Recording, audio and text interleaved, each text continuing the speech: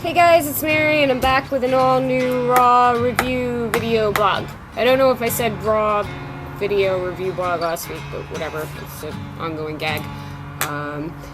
This week's Raw was the go-home show to Money in the Bank, which is Sunday on the WWE Network. I am super looking forward to it. It has been consistently one of the better pay-per-views of the year. I consider it one of the top 4 now, because unfortunately they've basically bastardized Survivor Series. So anyway, moving on. Show opened up normal. Kane returned. Corporate Kane returned. I wish they would. If he's Corporate Kane, just like have him stop wrestling, please. I don't have a problem with him in that role. I like him in that role, actually. I just like enough. You know, I thought this was a new leaf we're turning over. But anyway, he came back, and he was this week's former GM or, you know, authority figure that was, you know, vying to get a spot on SmackDown when they go live July 19th. So my theory is kind of right. We're continuing bringing back old people. We're going to see a whole bunch of different GMs in the next couple of weeks before SmackDown goes live on the 19th. So he had a funny bit with Shane backstage saying, you know, it was under the bridge after, you know, he electrocuted his balls at one point, his testicles. Good times. Anyway, moving on. There was the Shield reunion, which was all hyped up the whole entire night. The Ambrose Asylum was having Rollins and Reigns as their guests.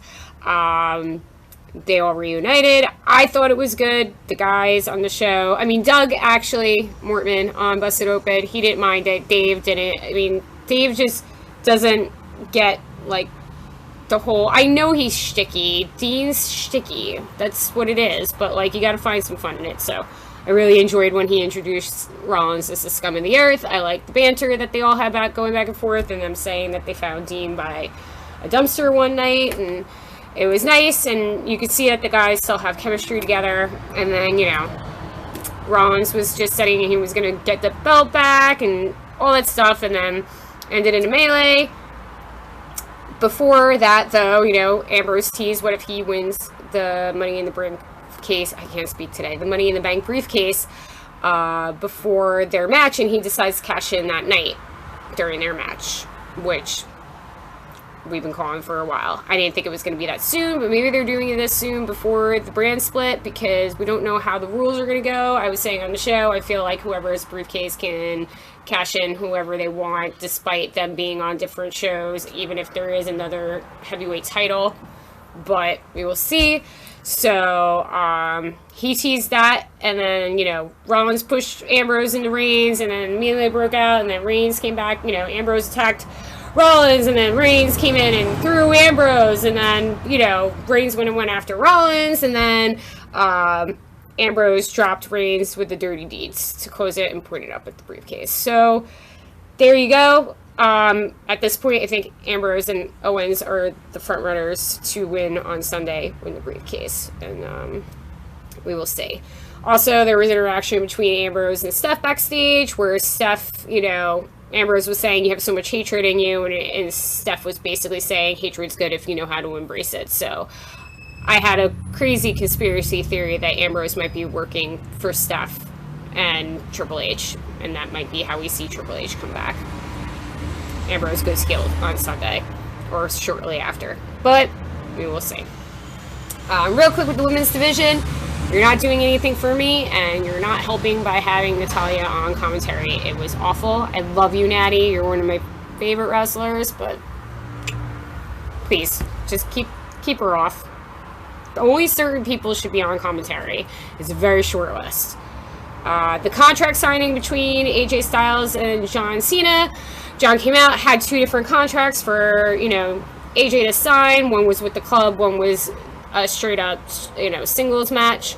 AJ eventually signed the singles match contract after a whole bunch of trash talking, and said he's going to prove that, you know, he's not some flavor of the month indie guy. I think, you know, because they've been like hinting about like how they all say the same thing.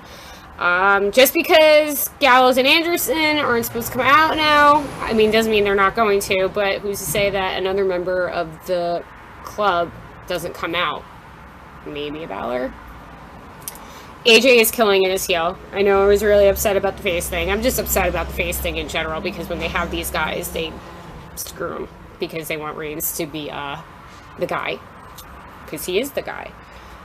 Or Cena. That's it. Those are your two option guys. Reigns or Cena is your faces. But he's killing it and he seems really comfortable and I'm happy for him because he's finally at the plateau that he should, or the peak that he should have always been at.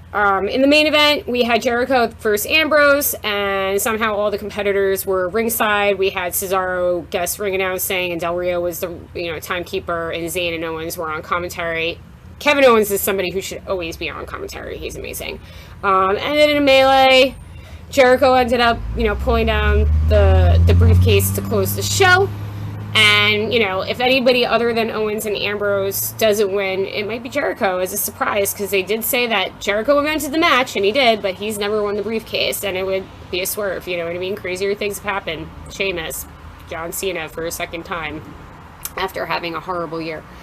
The Owens and Del Rio segment that was backstage, apparently Owens sabotaged Del Rio getting caught at the airport and made him wait, and then Owens tried to rat him out to Shane McMahon, and then that's how that whole Owens and Del Rio tag team match versus the Lucha Dragons happened. If they would have lost the Lucha Dragons would have replaced them in the Money in the Bank match. I thought it was funny. Kevin Owens we had Andrew Goldstein on a couple weeks ago, I think it was Goldberg. I'm really sorry, I'm bad with names. But we had him on and he called on Busted Open, and he called Kevin Owens CM Chunk.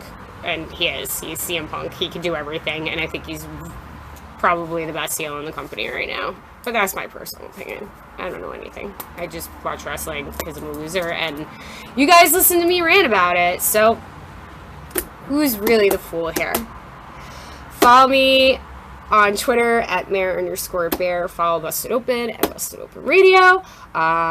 Subscribe, like my YouTube page. I know I keep promising things, but there's not enough time in the week for me to do these things. I keep trying to, and then I have to do adult things, and I hate adulting, and it takes up all my time.